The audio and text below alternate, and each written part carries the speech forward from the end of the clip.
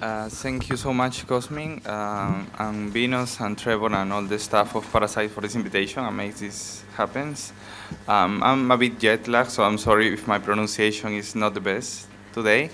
Um, um, in a way, I guess my presentation is the opposite of Tony's paper last night because Tony decided not to show images. I guess I'm going to show a lot of images and very explicit images, and some of them, I guess, they were a bit familiar for you for different reasons. And I'm going to focus in the experience of three homosexual artists working in the margins of Lima City in the 1980s in the context of the armed war in Peru between communist guerrillas and Peruvian state. Mainly Shining Path is a faction of the Peruvian Communist Party. And I'm going to introduce some context, the political context of Peru, because I assume that you don't know anything about Peru. It's so far away from here. And I will do it fast as I can because I know we're running late, but I think it's worth it to read the paper completely. Okay. So the title is Discarded Bodies, Images of Death in the 1980s War in Peru. I begin. One of the most significant events in Peru's recent history was the image war during the most difficult years of the armed conflict between clandestine communist guerrillas and the Peruvian state. The war in Peru started in 1980. It lasted until 2000, the year of the fall of the right-wing dictator Alberto Fujimori and his criminal and corrupt government. The principal actors in the war were the self-proclaimed Peruvian Communist Party Shining Path, the Guevarist guerrilla group Tupac Amaru Revolutionary Movement, and the government of Peru. All of the armed actors in the war committed systematic human rights atrocities and killed civilians, making the conflict bloodier than any other war in Peruvian history since the European colonization of the country, leaving nearly 70,000 people killed. Camouflaged within newspaper covers, public advertisements, street painting, and flickering on the media, this image war, or war of images, have been one of the most salient and tragic chapters of visual history in Peru. It represented an episode in which images intervene and play a prominent part not only in the more evident struggle for political power, but also in the intersubjective realm of social activity. Just as the revolutionary representation of the subversive groups tried to produce a strong political identity, many other cultural phenomena of the era managed to sweep into the public realm, questioning the pre-existing mystifying construction and rhetorical sketches, aiming to intervene in those spaces where ideology attempts to control meaning and body. Due to the dominant military analysis of the war, but also because of his peripheral condition within traditional art history, the study of some of these critical aesthetic practices and phenomena remain largely relegated to a secondary role in the analysis of this conflict. It is revealing that the public gesture of Shining Path, an extremely violent guerrilla dissident faction of the Communist Party, in the beginning of the armed conflict in May 1980, was the burning of 11 ballot boxes in the small town of Chuschi in the province of Ayacucho. Soon after, on December 26, 1980, Shining Path returned to make his appearance through a stunning demonstration, hanging more than a dozen dead dogs from the light post in the center of Lima, capital of Peru, with signs that read, Deng Xiaoping, Saravavich. The dogs were a reference to Deng Xiaoping, initiator of the reforms in China shortly before the death of Mao in 1970, and whom the members of Shining Path branded as a revisionist. For the Peruvian Maoist group, Orthodox communists instructed in Stalinism, what was playing was the future of communism, viewed as betrayed by Nikita Khrushchev in the Soviet Union and by Deng Xiaoping in China. We don't have to forget that with this war in Peru, Shining Path hoped to lead a new global communist revolution. So that's why they take a position against this, both figures of communism, of international communism. The heightened level of scenography within the action of Shining Path, in addition to a dimension of ritual, entered into daily life as a new form of communication that attempt to both captivate and intimidate at the same time. The party engaged in a grammar of horror that some cultural critics denominated as terrifying visual performances. In this situation, the sphere of aesthetic production becomes the primary space for the circulation of all the great promises and disasters of the era, in which images and word assume the difficult role of thinking that which until then lacked a name, word and representation. The People's War declared by Shining Path against the Peruvian state coincided with the return of formal democracy in the country after more than 10 years of a reformist military dictatorship, 1968-1980. The participation of the left in the elections for a Congress Assembly in 1978 and shortly after for the presidential elections in 1980, won by moderate architect Fernando Belaunde, divided the socialist field, altering the emotional and political geography of the old and new organization of the left, many of which has upheld the armed revolution during the 1970s. From the perspective of some orthodox sectors, this first formal involvement of the left in the participatory democracy was seen as a bourgeois resignation or as electoral opportunism. Nonetheless, the winning of a significant percentage of votes in both elections obliged them to transform and moderate their political agendas. I'm talking about the left. This context of transition of the left to the formal politics was accompanied with increasingly bloody clandestine actions of Shining Path in the name of the fight for revolutionary utopia and communism, which produced many uncertainties about what position to take to address the situation, uncertainty for the left. The situation finally fatally wounded the symbolic legitimacy of the socialist discourse. The consequences would include a growing distance between the elected left and its basis, and a gradual fragmentation that would lead to the political decline of leftist thinking from the mid-1980s onward. Nonetheless, even at the beginning of the 1980s, it's impossible to speak with optimism of the socialist unity surrounding cultural critics, artists, and art collectives. This optimism is evident in the experience of the Huayco group. Huayco is a Quechua word that means avalanche. An artist collective that joined the cosmopolitan New Peruvian left to create new spaces for the integration of visual arts and the popular aesthetic of peasants and migrants that has transformed the face of Lima since 1960s.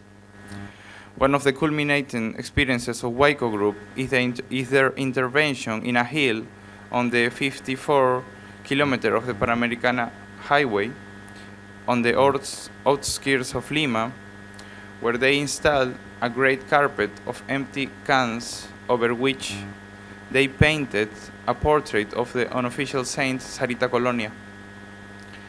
The work reappropriates and subverts the codes of international pop art to offer a space of social communication, but also a religious place of worship to Sarita Colonia, a venerated icon for the large Andean and migrant communities of the country. Sarita Coloni is also recognized as a patron of prostitutes, homosexual, transvestites, and thieves. However, this quest for an alternative Andean modernity, performed by Waiko Group, that arose from the encounter of leftist radical thinking and militant aesthetics, was soon pulled down in the coming years of unleashed violent war, marking the symbolic end of that socialist utopia. Just 1 year after the dissolution of the Waiko Group in 1981, the places and grammars of artistic radicalism will change irreversibly. Among these drastic transformations, one of the least understood is the one generated in Lima from at least 1982-1983 onwards through the intersection of rock and punk music, experimental architecture, anarchist movements, visual poetry, and independent theater. These practices were taking the form of displaced collective experiences within semi-clandestine spaces in the city and official spaces of the middle class. They form an unprecedented cultural phenomenon, and though they were not ideologically united, they were interrelated by the crudity of and the poverty of their forms and by their total negation of official values. Youth and violence start emerging as the keywords of a new cultural moment, experiences of which would become one of the most piercing testimonies of the indignation, anger, and the shared frustration in the face of the ethical and social breakdown of the entire country. A prominent characteristic of this new radical association was the refusal to be silent in the face of torture and disappearances of people in the interior of the country that inaugurated the dirty war of the politics of annihilation that the Peruvian state implemented against many sectors of the civil population. In 1983, a succession of deaths stirs up preoccupation and public discussion about the violence on a national scale. The slaughter of Uchurahai, in which 8 journalists are assassinated by 40 members of 40 members of a community with military training who confused the journalists with members of Shining Path. These are a series of photos taken by one of the journalists just before to being assassinated. This is a very impressive series of images.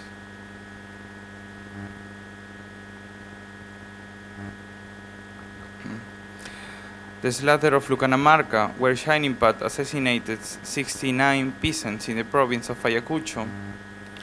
The killing of Socos, where 32 peasants were assassinated by members of the ex-civil war and then secretly buried, among various others. These are 2 covers of La República, one of the main newspapers in Peru. The final report of Truth and Reconciliation Commission indicated that 1983 and 1984 were the most brutal years of the entire conflict.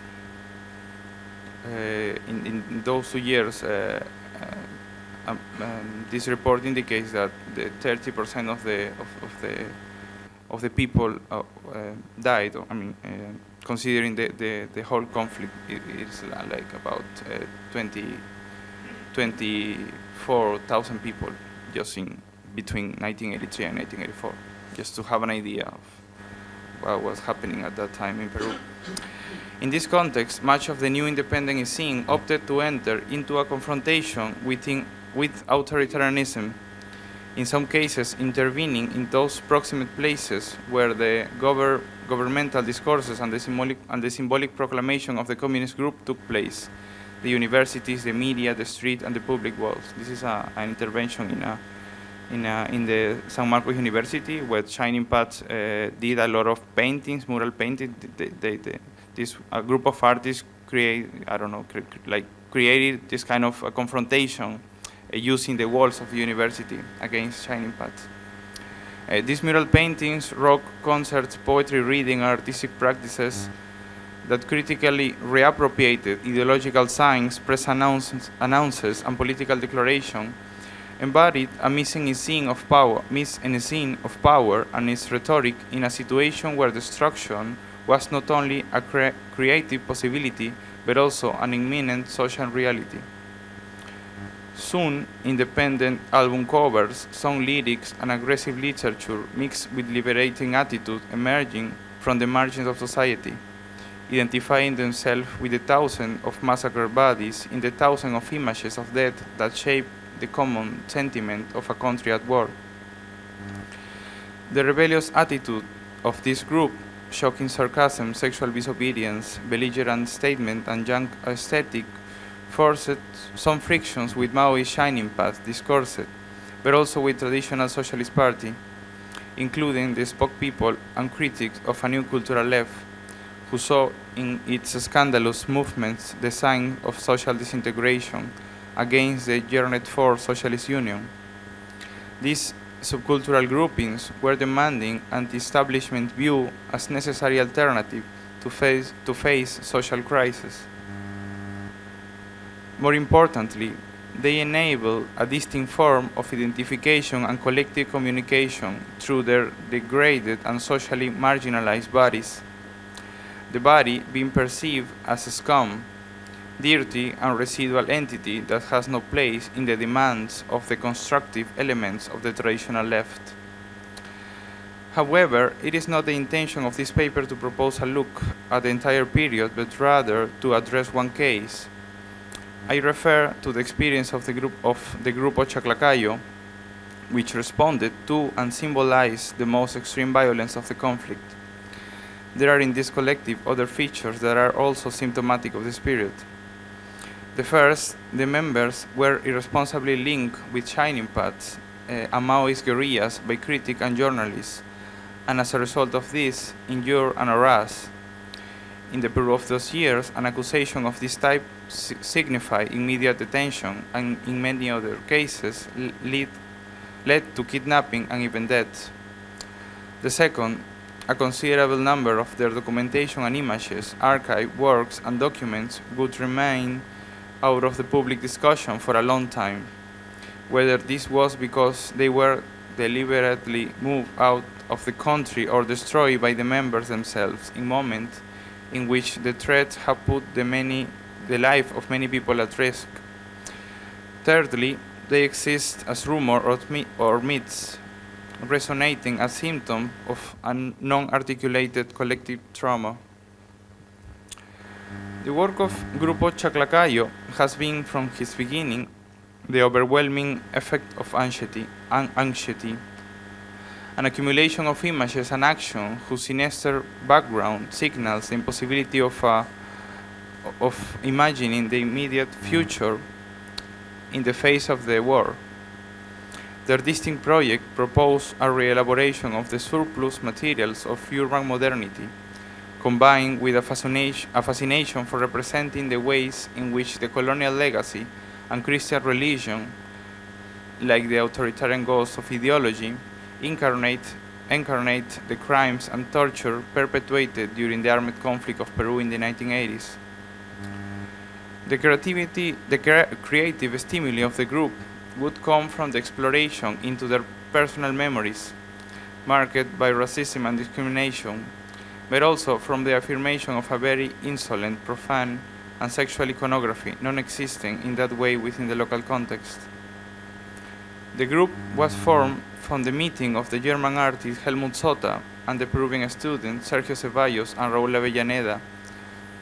Sota, who had traveled to Lima as a visiting professor at the School of Arts at the Catholic University in 1982, began to organize workshops that explicitly dealt with the first images of the tortures and the massacres of the armed conflict. Sota would be fired from the university for these activities after one semester of teaching, after which Ceballos and Avellaneda would also opt to leave the university. The three moved to a rented house at the margins of the city of Lima, in the district of Chaclacayo, where they began a long process of collective creative practice under the leadership of Sota. generating work in which violence and pleasure exchange their roles and meanings. The self-exile of the group represented a withdrawal from the official art realm, but also an escape from its social environment, an attempt to generate conditions to open a state of extreme freedom in the face of normative structures. Their action uses a sarcastic theatricality that employs symbols associated with fanaticism, religion, and ideology, in which Christian crosses became Nazi swastikas, and the Pope's mitres are replaced with the capes of the Ku Klux Klan as lost relatives of the same total genealogy. It is in these precarious stages that the body assumes his most ambivalent and perturbing dimension. In the performance, The Agony of a Malignant Myth, 1984, directed by Sota, some half-buried bodies surrounded with candles, a precarious tent, and a escort of nude people with robes and capirotes. These tall pointed hood warming Holy Week processions, these capirotes, serves as the scenography for an obscure sacrifice ritual or a silent wake in front of the Pacific Ocean. The bodies remain still in the sand, while the fake celebrant and priest walk around and worship them. The furtive and intimidating ceremony evokes the terrifying identities of some extreme reactionary religious currents, but also the signs of subversive organization. In the ending act, in the shore covered with black flags and crosses, occurs the sudden appearance of the body in drag of Santa Rosa of Lima, who is in her death throes and falls, knocked down. The figure of Santa Rosa, the first saint of America in 16th century, fervently venerated even during her lifetime for her overwhelming spiritual devotion and her painful self-inflicted corporeal punishment, is revealed by Grupo Chaclacayo as an ambiguous symbol that catalyzes the sordidness of the governmental politics of extermination masked in religious devotion, which permits them to appear clean-faced after committing the most criminal atrocities. In their performances, the idea of malignant myths appears as a metaphor for this repressive dimension, linked with the legacy of 1500 years of European colonialism and its rhetoric of development. The group creates an allegory of this through examining the extreme mysticism surrounding the image of Santa Rosa, whose beatification in 1668 was also a strategic gesture by the Church to consolidate its hierarchy and to proclaim the success of the processes of evangelization in the Americas. Historic and aesthetic transfiguration of the violence are also reflected in a series of kitsch photographs such as Rosa Cordis by Sergio Ceballos. Here, a character in drag with a black tunic and a crown of roses, an allusion to Santa Rosa, applies makeup, then masturbates at the side of a dead body in a cubicle dyed red and covered with advertising clippings. An instant later, Santa Rosa changes into a tortuous hooded being that sexually penetrates the cadaver. Seduction, alterity, and simulacra are the manifestation of the symbolic flip side of the most lascivious rites of power.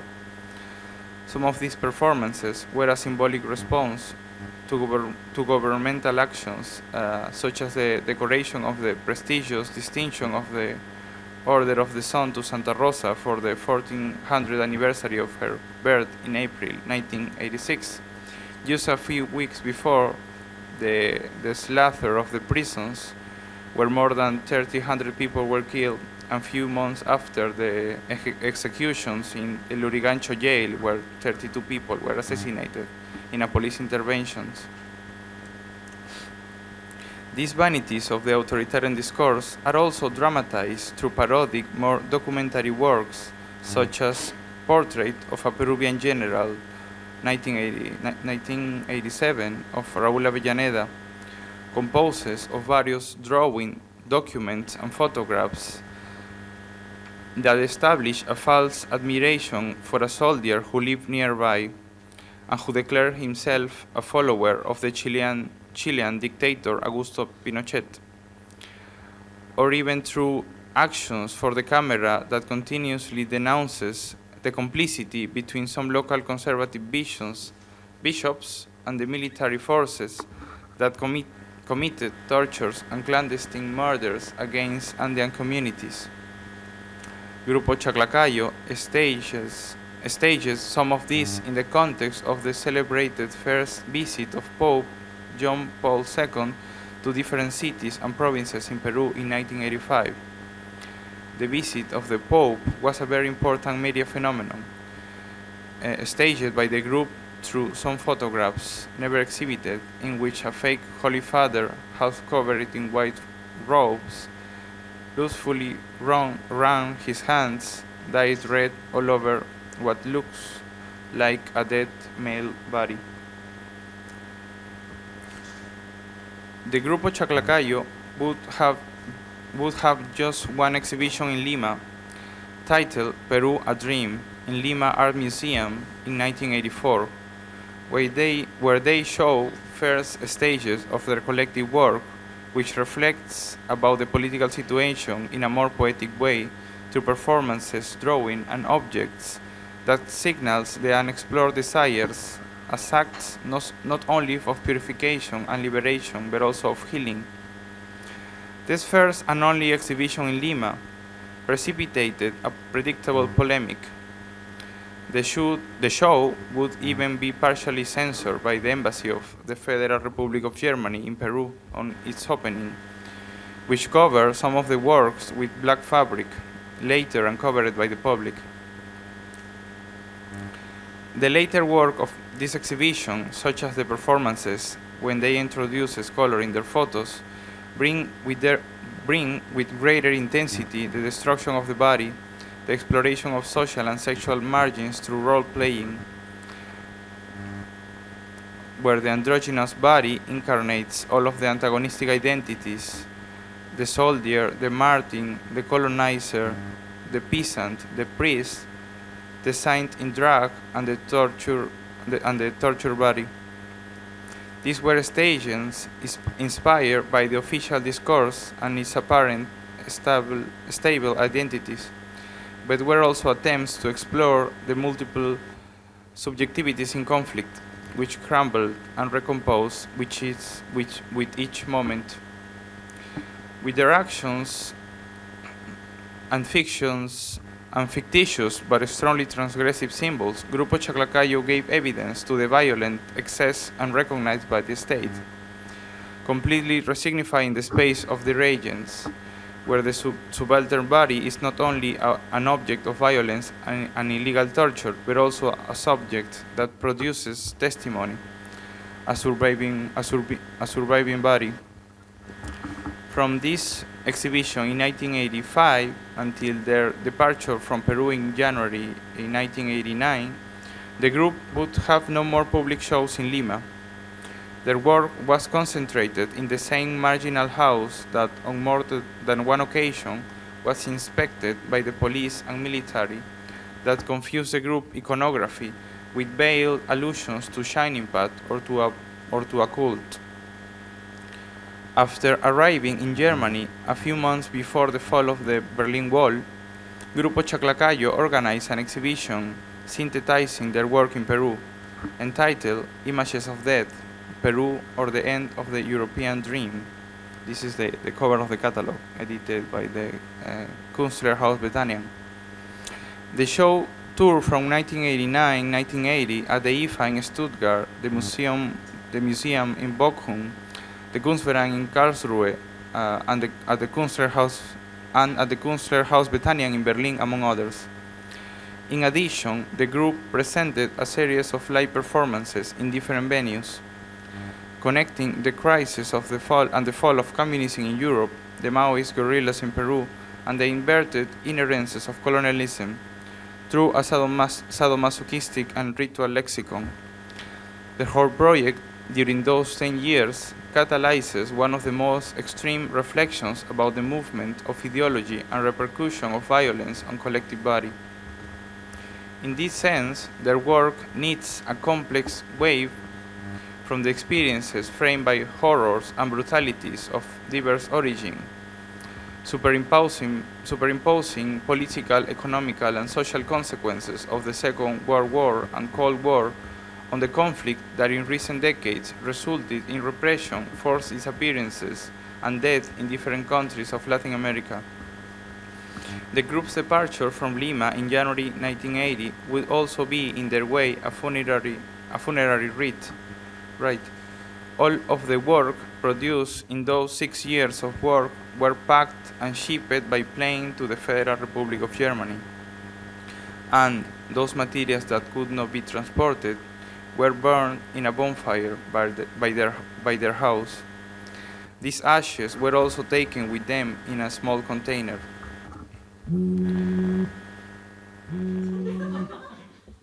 That was 30 minutes. So I'm finishing with this. The experience of Grupo Chaclacayo insisted to represent the country as a disastrous colonial fantasy, as a project of modernity that was historically incapable of seeing beyond the interests of the established economic and social elite that dominated the Peruvian Republic right from the beginning. The action and images of this collective in the 1980s war in Peru signal the reminder that has been eliminated from social life so that it could maintain its established existence, its structural normality. The beginning of the decade of 1990s was marked by a gradual decline in clandestine guerrilla action, but also by the rise of the civic military dictatorship led by Alberto Fujimori that installed neoliberalism, bogged all of the press and media, and shattered the fragile national institutions during almost 10 years of control. This same dictatorship simultaneously tried to track down any antagonistic and opponent opinions, all Marxist traces, suspecting that this dissident thinking were complicit with subversive violence. Through a decade, the Fujimori authoritarian regime organized paramilitary groups that kidnapped and assassinated with impunity, erasing opposition and installing a fear to disagree in corporal memory. To rethink the recent history from the perspective of how certain marginal aesthetic try, despite everything, to unveil the slaughter, represent today a possibility to confront the totalizing reason of the official discourse that attempts to wipe out critical and sensitive memory. The significance of Grupo Chaclacayo does not come solely from their decision to reject official spaces, to generate experimental dynamic in the face of the established artistic realm, or to have been forced to face the repression. Their significance resides in their ability to interpose an irresolute doubt, even today, about the ways of interpreting the origin and the development of the conflict. This action and images emerge to disrupt the safety of a language still unable to explain the tragedy to us. Their experiences are also a loaded gun of utopia. Far from any descriptive purposes, they wanted to create situations, events, to make a different future occur. To return today to these veiled experiences from the past should permit us to recuperate that denied visuality as a possibility for knowledge and vivid intervention, not with history, but rather against history, to trace a story of the past that can bright the future. Thank you.